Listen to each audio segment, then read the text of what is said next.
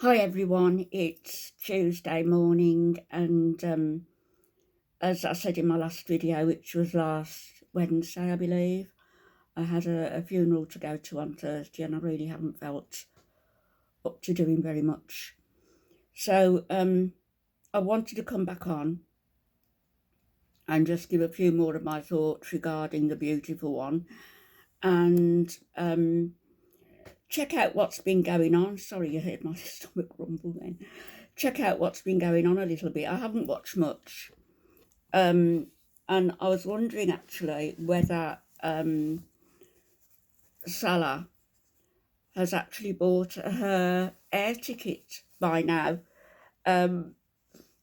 because I believe that she wanted to spend Christmas in Kuwait, understanding, I'm sure, that there is no Christmas in Kuwait. Christmas won't be celebrated in Kuwait. When I was in Saudi, we were threatened with dismissal if we were caught exchanging Christmas cards in the workplace. It's just a little snippet for you. So Christmas is frowned upon. Don't go into the country with a Bible or with a crucifix around your neck, because again, that was frowned upon where I was, and you could be, and people were detained at the airport, arrested and deported for just simple things like that. Don't take porno magazines into the country. You know, would I put that past you? No. There's nothing I would put past you, actually. Nothing at all. So I was wondering whether he'd bought your return air ticket, first class or business class.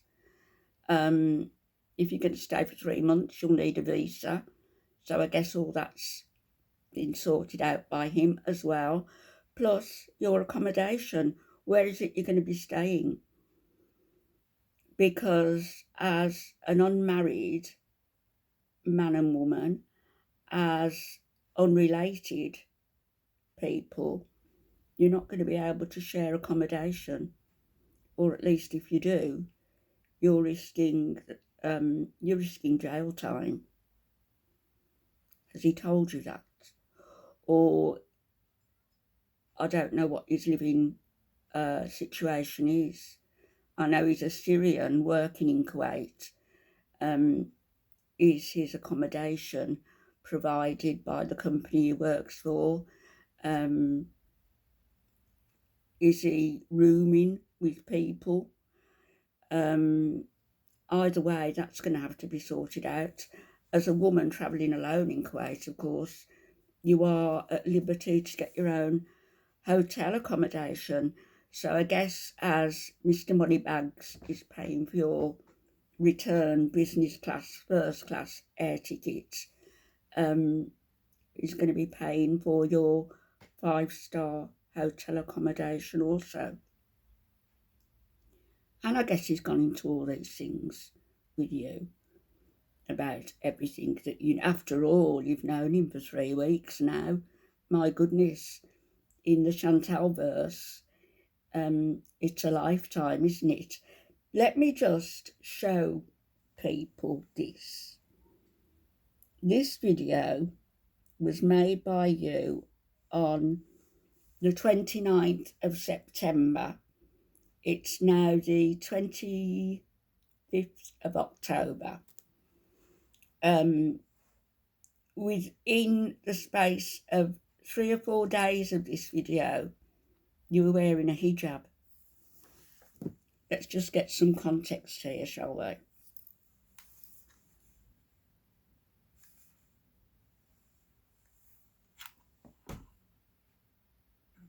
"29th of September.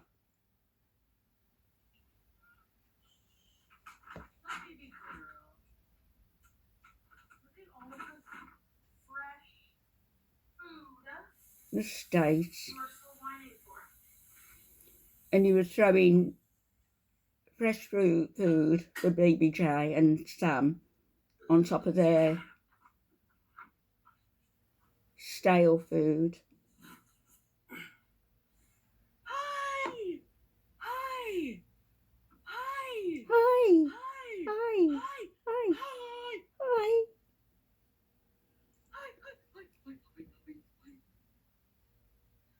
Oh, one thing is though.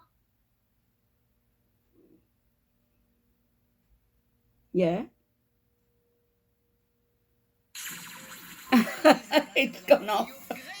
That was fortuitous, wasn't it? I would say that was on the 29th of September.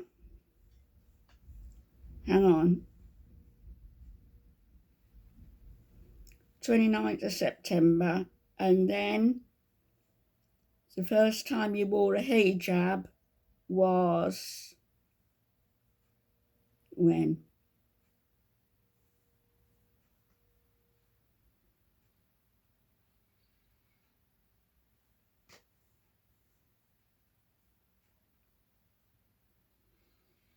So the first time you wore a hijab was on the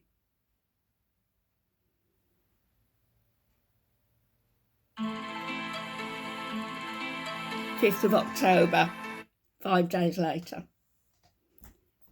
And in that time you'd met your true love, your one true love, fall in love with him, started to wear the hijab, and decided to make your new life in Kuwait with him. You found religion. I noticed that you were now wearing the niqab also.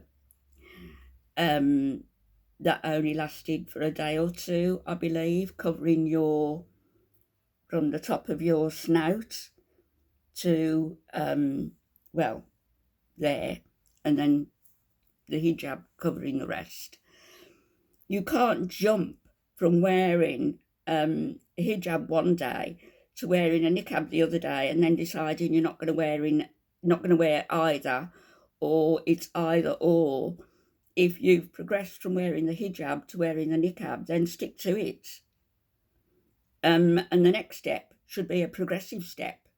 It should be to your wearing a burqa. You know, you can get them in nice colours now. You can get them in grey and in blue, with just a little veil slit showing your eyes. Did you know that, although I know a lot of Muslim girls do wear them, but wearing false eyelashes, strictly speaking, is haram. For a woman to have shaved her head, to have no hair on her head, unless, it's dropped out for a medical reason, not that you've shaved it like you did because it became an inconvenience, because you wouldn't take your medication. For a woman to shave her head, it's haram. Did you know also that you're supposed to shave all your bodily hair, your pubic hair, under your arms, legs, everywhere, considering you don't even bend down to wash your legs when you're in the shower, which is what you've said. You don't, you just let the water run. You're in for a rude awakening. The prayer times, you've got to wudu, W-U-D-U, with an apostrophe in between. You've got to wash and clean yourself 5 times a day, every day, before prayer. Cleanliness is paramount. Cleanliness is next to godliness, or Allahness. Has Salah told you that? I'm wondering, because I haven't watched anything in the last week, what's gone on. I've seen the snippet of you wearing the niqab, and not much else. I don't even know whether you've got your air tickets, or has he suddenly come into financial difficulties? Aka nada. Whereas maybe his mother needs emergency medical help, or there's been a hiccup with his salary check, or he's needed a new keyboard from Toys R Us. There's all sorts of emergencies that could have been a drain on his finances. But let's hope he's got you that ticket to Kuwait. And let's hope you go. Because I'm going to be very interested to see how you get on there. I know for a fact that if the authorities know about you in advance, if they've seen your videos in advance, they are going to spin you round and put you on the next flight straight out of Kuwait. They will not allow you to be there. You are an undesirable. Let's face it, you'd be an undesirable in any country, let alone one that very strictly adheres to the laws of Islam. In Riyadh, in Dhahran, you'd probably be arrested for having the audacity, the temerity to even set foot on their land. Have I given you an excuse now not to go? I hope not, because I'm hoping that you do go, and I'm going to be interested to see what happens. I don't know where you're going to be staying. I don't know when and where you're going to get married. I know that Amy Ramadan had been in contact with her husband-to-be for a few months. She went out and met to Egypt, met him, and to Cairo, I believe. And they were married 3 days later, 3 days after meeting. Had nothing to do with him wanting the green card, I'm sure. But just as I'm sure that Salah isn't remotely interested in having Canadian citizenship or his hands on to all the money you've told him you're making on YouTube and all of that, I'm sure that there are other assets that you've got to offer him that he's just finding irresistible, that he can't find in a young, nubile, fertile, Muslim, devout woman in Kuwait or in Syria, that he can only find in you.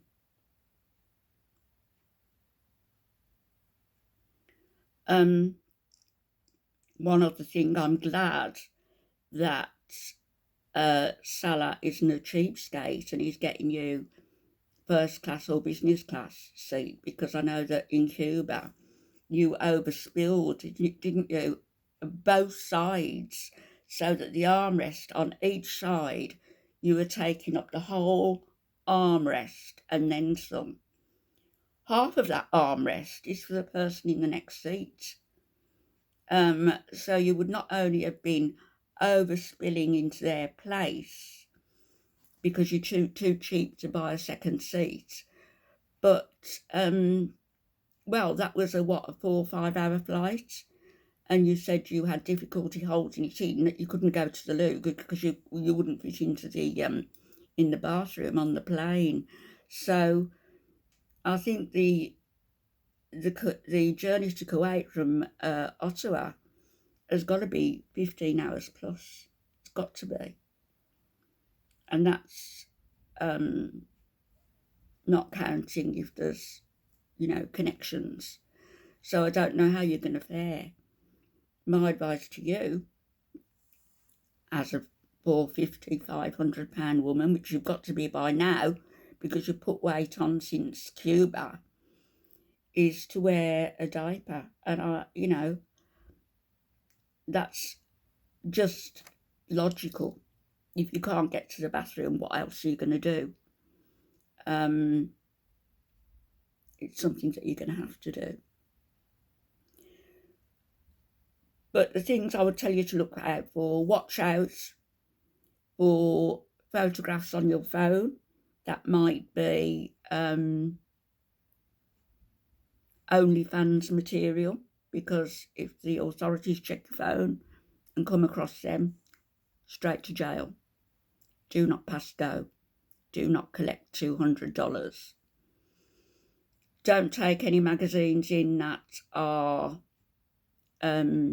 soft porno or even showing, you know, cleavage and stuff.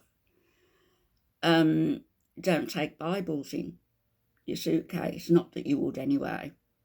I'm sure you'll only take the Quran. Don't wear your mink eyelashes. Wear muted makeup. Be subdued. Be quiet in your dress and in your manner. And keep your fingers crossed that nobody has tipped off the authorities about you. Because then again, things could be very difficult and you might find yourself on the next flight back to Ottawa as an undesirable, if not worse. Catch you all later. I'll watch some videos, I think, and maybe come back and see what I've missed out on the last week and come back and comment on that. So I'll catch you all later. Bye-bye.